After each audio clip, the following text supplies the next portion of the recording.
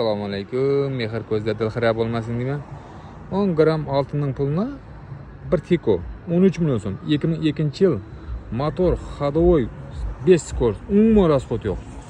4 tane yumshoq balon. Balonlar chotga holatda turibman. Xalasanlar generalniy, xalasanlar оформленный, farqi yo'q. Mashina o'ta zo'r holatda turibdi. Motorimda ходовойda umuman yo'q. Motor taraflarini ham ishlayapmiz, bir xato ko'rsataman sizlarga. İç holatlar bilan. Mashina og'ib, ta'mirlatgan yeri yo'q. Mashina haydab ko'rsanglar zo'r. Umuman gap bo'lishi mumkin emas. 13 million so'm. Mashinada kechiktirib olaverasizlar qo'lingizga. Bir oltinbay bir temog'i buning o'zidan. Bir motor taraflarini ko'rsataman sizlarga. Mana motor taraflari zo'r holatda turibdi. Noviy akkumulyator umuman siniq-piniq tushmay, hamma ildaqlar radnoy holatda turibdi mana. Mashina.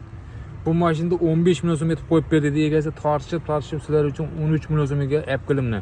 Mashina umuman olib to'lamaydi. Mashina yarim pul turgan vaqtda qo'tlanadi. Yana bonusini Magicar pultlarni chabarni.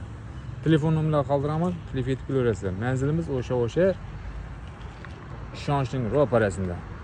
Har xil mashinalarimiz bor, kelaverasizlar.